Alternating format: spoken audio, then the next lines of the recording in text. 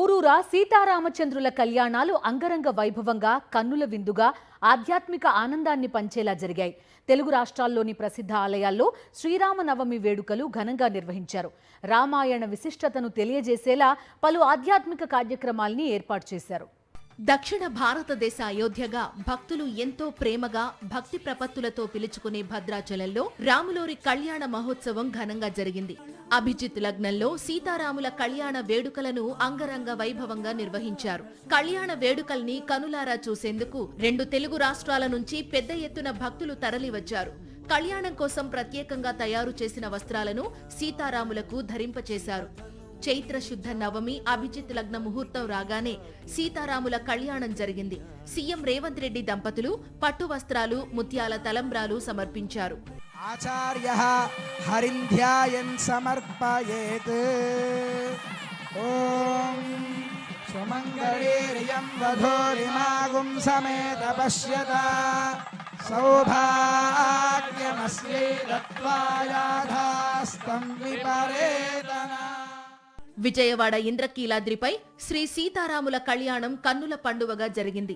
వేద పండితుల మంత్రోచ్చారణలు, మంగళ వాయిద్యాల నడుమ కళ్యాణ విశిష్టతను వివరిస్తూ శాస్త్రోక్తంగా అభిజిత్ లగ్నంలో శ్రీ సీతారాముల వారి కళ్యాణం జరిపించారు. దేవస్థానం తరపున పాలక మండలి, ఆలయ అధికారులు శ్రీ సీతారామస్వాముల వార్లకి, లక్ష్మణ ఆంజనేయ స్వామి వార్లకు పట్టు వస్త్రాలు సమర్పించారు. కళ్యాణం అనంతరం భక్తులకు పానకం పంపిణీ చేశారు.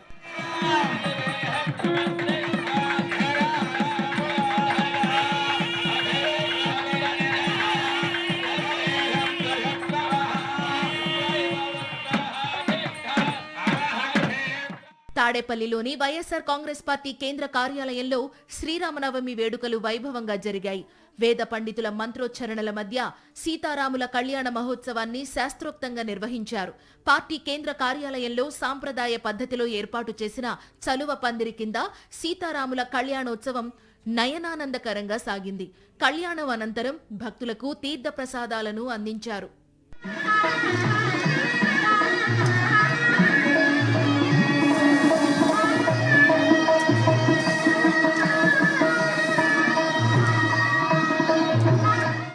హైదరాబాద్ నగరంలో శ్రీరాముడి శోభాయాత్ర ఆధ్యాత్మిక వైభవాన్ని చాటింది.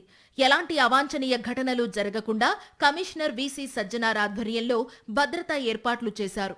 ఎక్కడా ఎలాంటి ఆటంకాలు కలగకుండా టెక్నాలజీని ఉపయోగించి నిశితంగా పర్యవేక్షణ చేశారు.